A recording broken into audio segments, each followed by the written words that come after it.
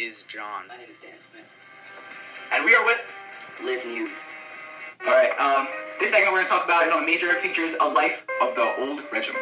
Pre-revolutionary Europe was based on aristocratic elites possessing a wide variety of inherited legal privileges, established churchhood intimately related to state and aristocracy, and urban labor force usually organized into guilds for rural parasitry, subject to high taxes and feudal dues. During the 18th century, the past weighed more heavily on people's minds than it did on the future. Both nobles and peasants repeatedly called for the restoration of traditional or customary rights. Closely related to the traditional social and economic outlook was a hierarchical structure of society. In several continental cities, sumptuary laws regulating the dress of different classes remained on the books. Each state or society was considered a community composed of numerous smaller communities. A person enjoyed such rights and privileges as were guaranteed to the particular communities or groups of which she or he was a part. The community might include the village, municipality, or the nobility, the church, the guild, or parish. Now we will return to Ronald on our segment of aristocracy. Ronald? The 18th century is a very dominant era of aristocracy. This social class of nobility consisted only 1 to 5% of the population. But even though nobles were scarce in society, they were the wealthiest and most dominant group of people in society. Even though the aristocracy was dominant in the same economic areas where they were different depending on location. Now we look for one of our British nobles. Now you can tell us a little about your type of aristocracy and how you nobles fit into society. Our nobility is certainly the smallest, wealthiest, and most socially responsible of all the aristocracy. Each of our nobles constitute about 400 families. Most of our families have positions in the House of Commons and House of Lords. What are these houses you speak of? Basically, houses of parliament for our government. We nobles own 1/4 of all arable land and invest in things like common canals, urban real estate, mines, and industrial ventures. Wow, you guys sure do make a lot of money. We do have to make our living. We have immense power in our government due to our high position in government. Now let's go back to Ronald for our report in France for a segment on the French nobility. Now I'm reporting in France to have a talk with one of the nobles that are part of the French aristocracy here. Bonjour. Can you just tell us a little about the nobles' role in society here? Well, we are very divided part of society. There are about 400,000 of us nobles that are divided between the nobles of the sword, which I am a part of, and nobles of the war. Both of these groups have had conflicts, but we usually cooperate and defend our common privileges. There are many more divisions within your nobility. Well, as a matter of fact, there is. We are also divided by nobles who hold office and those who do not. We are so powerful due to our hold on government either way. Oh, so can you give us some examples on your office holding? Well, we have appointments in the church, army, and the bureaucracy. I believe that's it for what we hold, but other positions that are high in society usually belong to us. What type of benefits do you guys get for being such a high class? We are exempted from most taxes, and we rarely only have to pay our own income tax, which is the VGT. Also, we are not reliable for forced labor, and we like to collect feudal dues. Back to Ronald, one more time in Eastern Europe.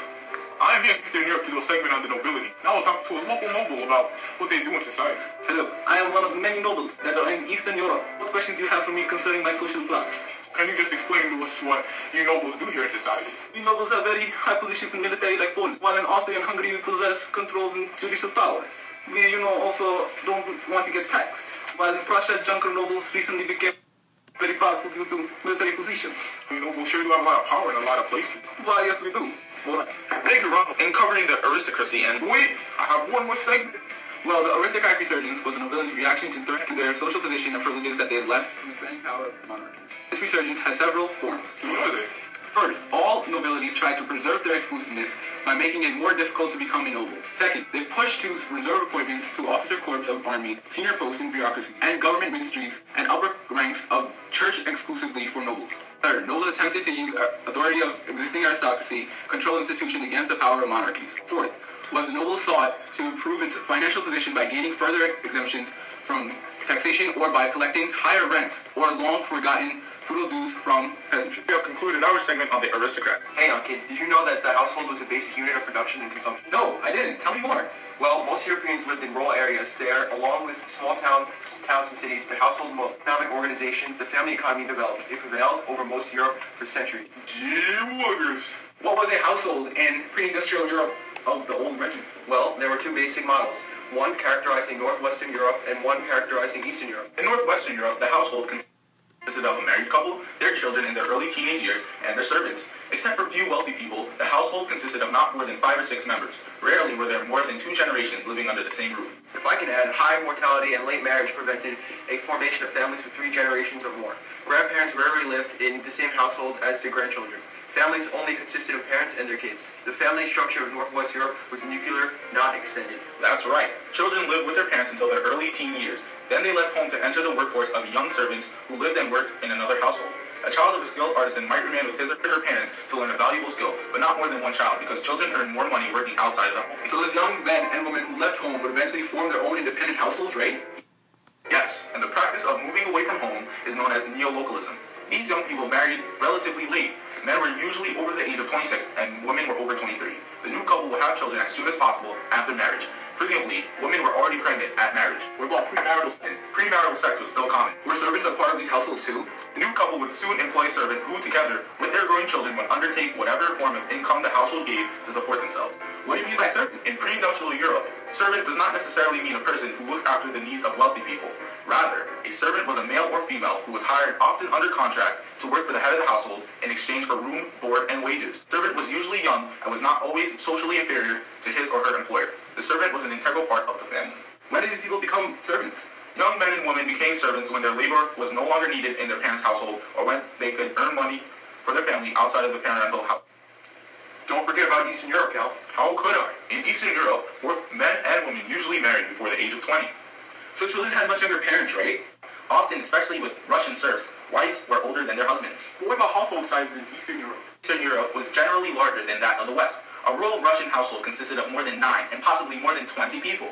They had 3, maybe even 4 generations living together. Early marriage made the situation more likely. Marriage in Russia involved not only starting a new household, but remaining in and expanding one already established. Don't forget about land holding structure. Stop telling me that. Chill, just go on with the report. Fine.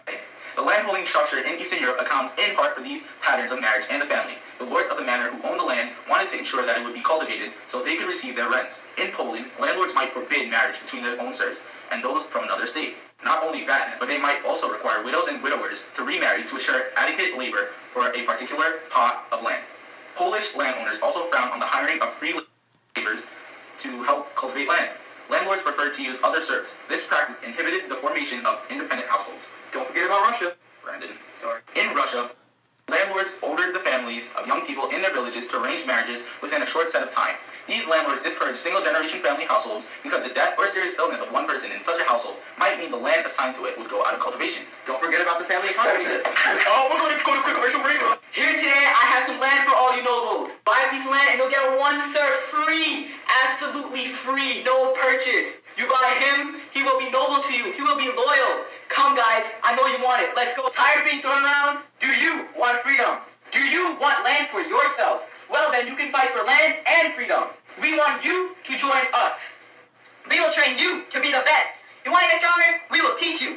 All right, guys. 1, 2. All right, watch out, quick. 1, 2. Push up, go. Let's beat the Russians. Go. 1, 2, 3. Come on, 5. Let's go. All right. During the Revolution, agriculture, and in the 18th century, many people created new methods to increase crops.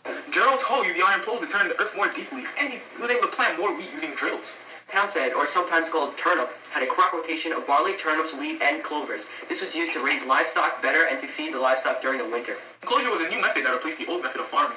Old method was the open field method. It made the land a lot more profitable. Although the enclosure was profitable, it forced the independent farmers of the land and peasants and hated the enclosure. The steam engine was an engine powered by the burning of coal. It was more efficient than any other type of engine at the time. Thomas Newcomen was the creator of the steam engine. Many English miners used the steam engine to pump water out of coal and tin mines. Although the steam engine was very useful, it was also very large, which made it completely non-transportable. The steam engine was later modified by Scottish engineer and machine maker James Watt. It made pumping water much more efficient.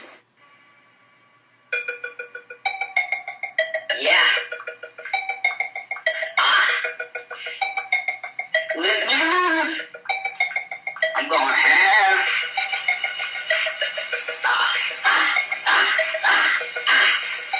Dang.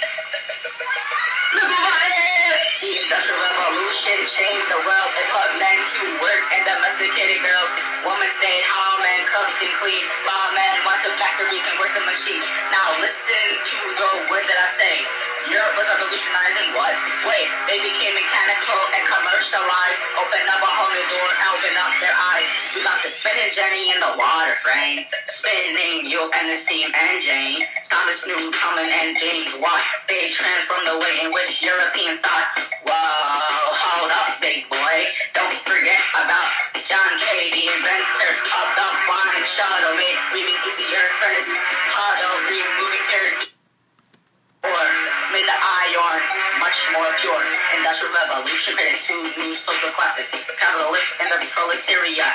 Come on, man, you know what I mean. The UK saw an increase in the workers' wages. Spinning Jenny created by Jane Hargreaves. Whoa, children worked in factories too. The Factory Act of 1833 made sure that no one under 9 years of age worked. Under the work take 8 hours. That's the end of the rap. This is Kay Lewis, and I killed this track. Here I present a newscast with the reporter Iram Nazir on the growth of cities and the Jewish population in the age of the ghetto. Between 1500 to 1800, 4 cities called Paris, Milan, Venice, and Naples had population larger than 10,000 people. The patterns of pre-industrial urbanization was very effective. Towns were growing, the very significant raw figures cover significant transformations that took place in the city. The most vigorous cities that grew were capitals and ports. Bureaucracies, armies, courts, and other groups lived in the capitals. Do you know what else happened in the old regime?